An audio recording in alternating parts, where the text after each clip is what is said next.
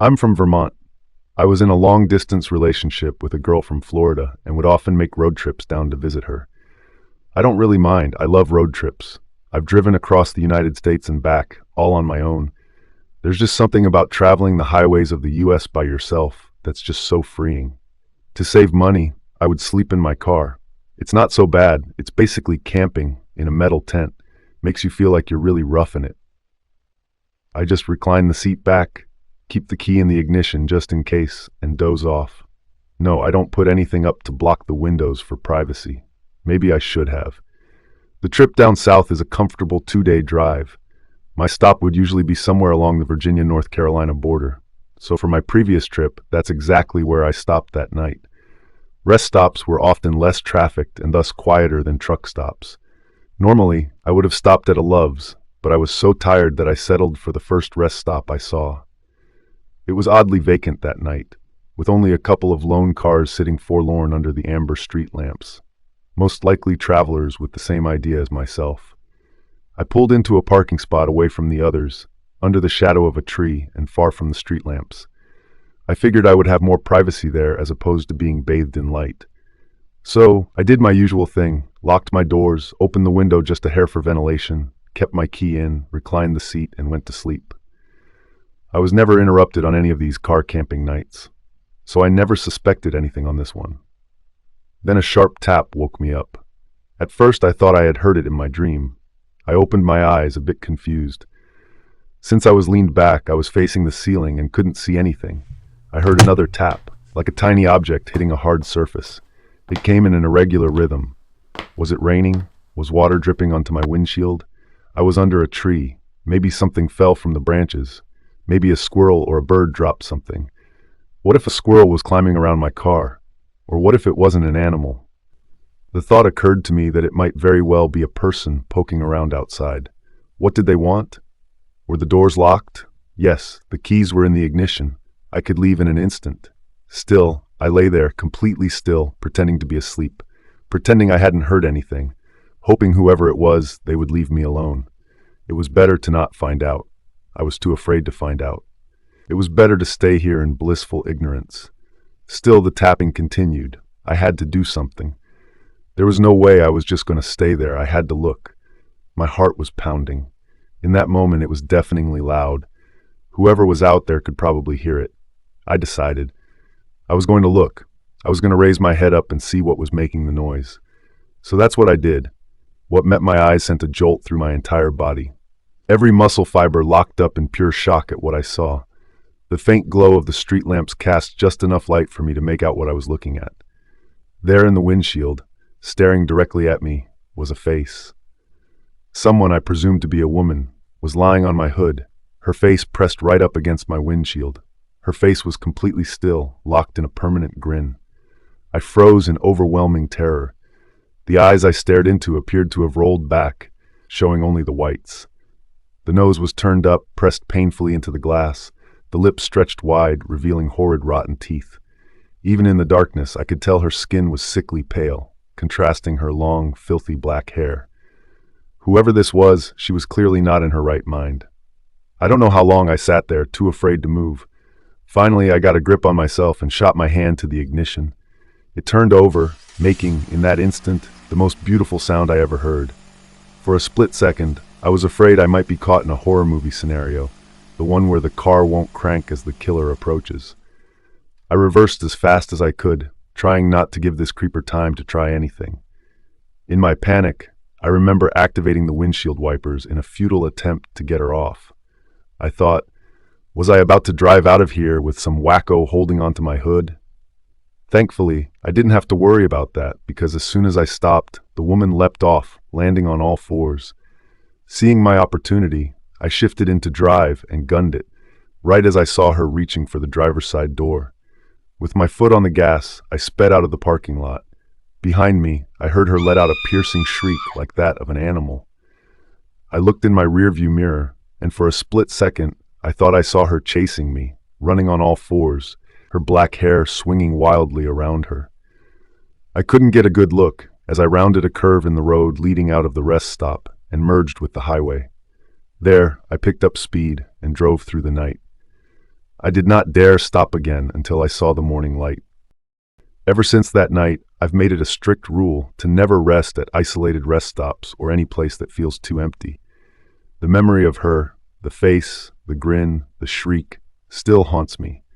Now I only stop at well-lit truck stops or places bustling with people, even if it means driving a little further or spending extra money on a motel. Some things just aren't worth the risk. That night taught me that there's freedom in the open road, yes, but there's also vulnerability. And the thought of ever encountering someone or something like her again is enough to keep me wide awake during every trip. Before we move on to the next story, if you're still here, make sure to subscribe and comment where you're tuning in from for more true stories. Thanks. I lived in New Mexico for several years before moving to the Midwest. My friend Amy and I, both females, would spend many days exploring the remote corners of New Mexico, discovering abandoned ghost towns and enjoying the quiet, desolate beauty of the desert. One afternoon in March 2010, we were traveling from Ruidoso to Albuquerque. Always up for exploring, we took a back road rather than traveling the more direct highway. One leg of our journey had us on NM55, a remote, tiny two-lane highway. We loved those types of roads, up until that day. This part of New Mexico is flat, desolate desert. You can see for miles, and there is virtually nothing except dirt and rock between towns. Towns can be miles apart. So we were on NM55 going north. After a few minutes, we saw a white pickup truck up ahead of us, going the same direction. Suddenly, it stopped sideways in the middle of the highway, blocking both lanes. We were about a mile away from it, and as we got closer, we began to get uneasy. We could see no reason for the truck to do this. We were the only other vehicle out there, and we began wondering if we should turn around rather than come up to it and have to stop. We were about half a mile away when the truck pulled over to the opposite side of the highway, but it was still pointed in the direction we were going. We tried to relax a little. Surely, this guy was a rancher or something. Maybe he was checking something on his land. As we passed him, we noticed a few things. One, there was only one person in the truck, a middle-aged guy who never took his eyes off us. And two, he was talking into a walkie-talkie. A few seconds after we passed him, he pulled back onto the highway and started following us. But he never got too close. He would get to within a few car lengths, drop back a little, and then speed back up again to within a few car lengths. We were getting nervous. We realized how alone we really were. We had seen no other traffic on that road, and we hadn't told anyone about our great idea to take this detour. We checked our cell phones, and neither one had signal. This is typical for remote New Mexico, but scary given our present situation. Amy was driving and speeding up while I frantically checked the map, hoping to find a road with more traffic. We had to travel this one to get to the next town, Mountain Air. Turning around to go back the other way didn't seem like a good option. After a few minutes, we saw another pickup truck coming toward us. It was going very, very slowly, maybe 20 miles per hour if that. This pickup was old and beat up, whereas the one behind us was newer. Amy had us up to 75 miles per hour, which wasn't typical for us on these 55 miles per hour highways, and we blew by the old pickup. As we passed it, we saw another middle-aged guy, and he too was talking into a walkie-talkie. After the white pickup passed him, he pulled a U-turn and got in behind it. As we watched all this, we could see the white pickup truck driver talking into his walkie-talkie. There was no doubt these two knew each other. We were being deliberately followed, and for the first and only time in my life, I felt hunted. They stayed right behind us. We watched for obstacles in the road. We truly thought the driver of the old beat-up pickup had set up a trap in the road, and our vehicle would be disabled somehow. We talked about driving into the fields as we were in an SUV. But this was obviously their territory, and we were afraid of what would happen if we went off-road and got cornered. So we stayed on the highway. By now, the white pickup truck was right on top of us. We could see the driver talking into the walkie-talkie, and he stayed right on our bumper. The old, beat-up pickup truck was right on top of him.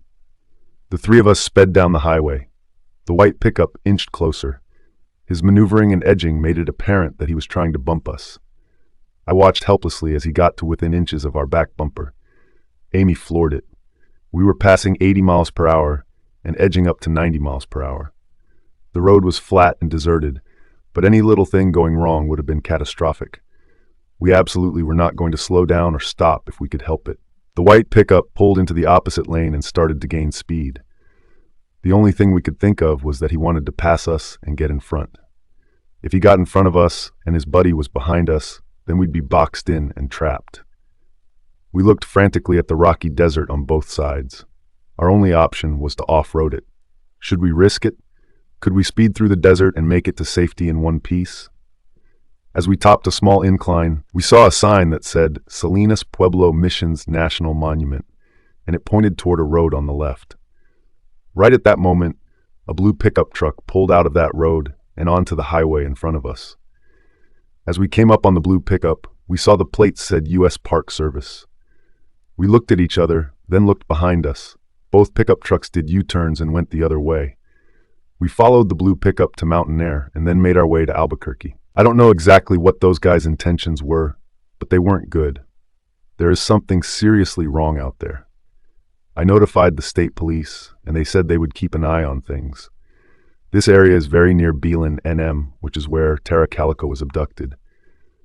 It's also about 100 miles from Elephant Butte, NM, which is where David Parker Ray had his secret torture laboratory.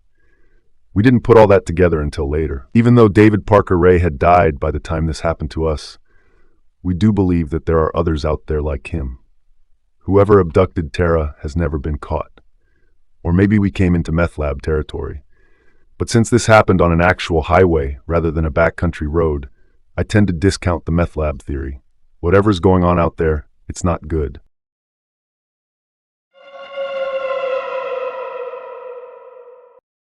I was with my college sweetheart at the time, Emily. We both had a few years in the workforce after graduating, and we were already burnt out. If there was a Resilience 101 course in college, we would have failed spectacularly. She was working as an accountant at the time, and I had just quit my job as a civil engineer. You know what would cheer us up? Emily asked. Never having to work again? I replied. The great American road trip, she exclaimed. I agreed to it. Of course. It seemed like a good idea. I mean, how many people don't dream about driving across the United States in an open car? We were barely out of Sacramento when we reached the edge of the Mojave. The sun had set hours ago, and the endless darkness stretched across the open road. I'd actually never had driven out of the state up to that point, so I was lost. I stopped at an isolated gas station. I told Emily that I needed to use the restroom, but it was really because I had no idea where we were going. I got out the car and told Emily I was going to the restroom, but I walked behind the station where the men's bathroom was and whipped out my phone.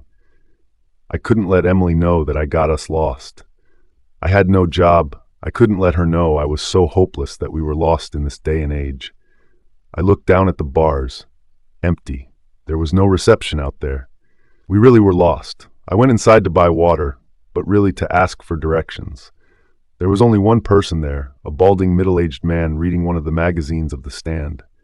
It was a small gas station. 1 fridge for bottled water and Coke. 2, even you want to be generous, aisles full of corn chips and bags of nuts. Suffice to say, the gas station only made its money from desperate travelers on an empty tank. I handed over the cash, and in my best casual tone I went, "So you wouldn't know the roads to Tucson, would you?" The gas attendant smirked. "Lost, huh? No phone reception?" he asked. "You'd think in this day and age, right?" I responded.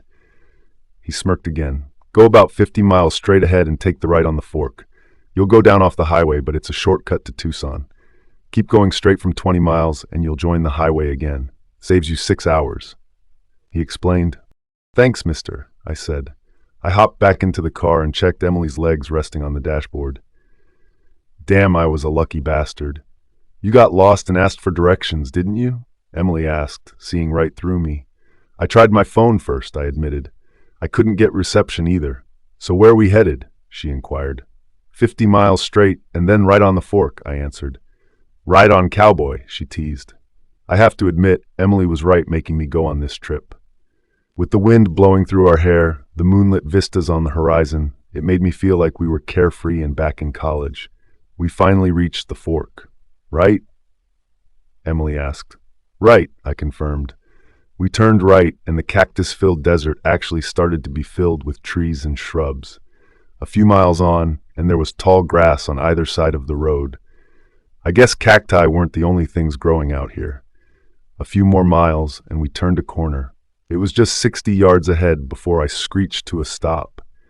There was a car across the road and what looked like two bodies out on the road, just laying there.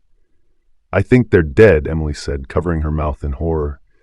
I leaned over the dashboard as if the few extra inches was supposed to provide more clarity. "Should we call an ambulance?" I asked Emily. "Of course we should," she said, whipping out her phone. "Shit," she said. "Still no reception." She dropped her phone and turned to me. "We have to go help them. We can't just leave them there," she urged. "Yeah, of course, right," I said, starting the car again, only to stop a few yards later. I looked at the road ahead of us. There were the two bodies, the car across both lanes of the road, and long tall grass on either side. But there were no signs of an accident. The car was in perfect shape, no shattered glass.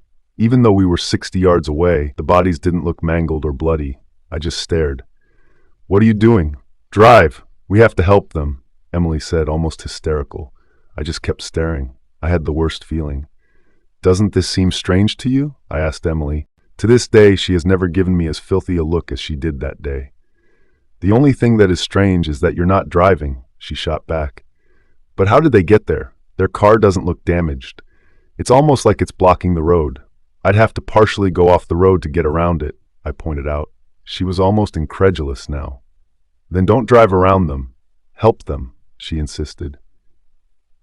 "Emily, I'm going to drive slowly around them. I'll get on the other side, and if everything is okay, we'll get out and help," I explained. "That has to be the dumbest thing I've ever heard," she said. We stared at each other in silence for a few moments before I turned on the car again. I kept the car at a really slow speed, 40 yards away. The scene came into better view. There may have been a few scratches on the car, but it definitely wasn't damaged. When we were 20 yards away, I saw no glass, nothing. Just two perfectly healthy bodies lying on the road, a man and a woman. I looked over to Emily. She looked at me. "Keep driving," she ordered. We reached the bodies on the road. They were a perfectly healthy man and woman. Out of the corner of my eye, I could see the tall grass shaking, and my instincts kicked in. I floored it and nearly crashed my car myself.